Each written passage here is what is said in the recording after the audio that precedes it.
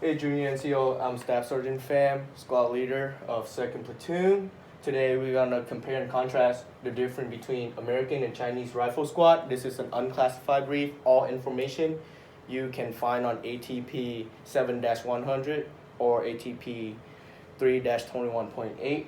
Next slide, please. So the purpose of this brief is to familiarize you guys with the Chinese Motorized Rifle Squad. Next slide, please. So first we can talk about the composition and the strength of the Chinese Motorized Rifle Squad. So the Rifle Squad itself have 9 personnel. The leadership have 3 personnel, including squad leaders, assistant squad leader, driver, and then you have the machine gun team, including a machine gunner, assistant machine gunner, sniper, and then anti-tank team. You have grenadier, assistant grenadier, and rifleman. So from here you can see all the weapon system and the equipment that they utilize. The difference between their squad and our squad is only the leadership get night vision goggles. And these are just the equivalent. This is their assault rifle, their sidearm. This is the mounted 50 cal. And the driver is a gunner when they get dismounted. This is just the equivalent to our 249. And this is the equivalent to our M320, and this is their sniper rifle. Next slide, please. So now we can talk about disposition. So principle of offense, right? China concentration, they now focus on quality more than quantity. So they will use effective combat power instead of just utilize numbers. Perspective, now they start doing enemy analysis. Focus on knowing the enemy strength and weaknesses. Depth, they choose divide and conquer, split the enemies up, and just attack them at a smaller unit. Coordination, so everything, all the key tasks that they perform, gonna support the commander intent and help achieve the mission. Adaptation, decentralized operation, is give their NCO and leadership more autonomy to control their own unit. Bravery, so they attack with audacity and very aggressive. And focus, they prioritize high value target or key position. Compared to our principle, audacity, we like simple plans, boldly executed. Concentration, utilize overwhelming effect combat power, including indirect fire or armor support, everything like that. We like surprise attack them when they least expect it. And control tempo, we like to control how fast we attack, how fast the battle go, how slow it go. Next slide, please. Now we go into defense.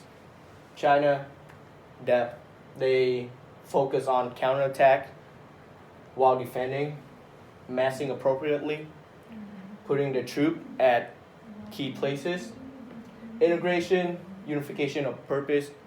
So again, everything they do is tie back to the mission. Flexibility, localized initiative.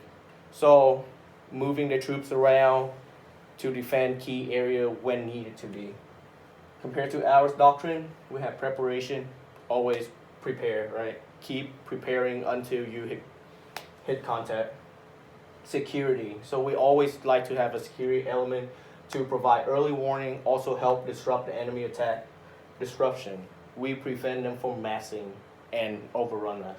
Mass and concentration, put our troops at the appropriate places to massing our combat power.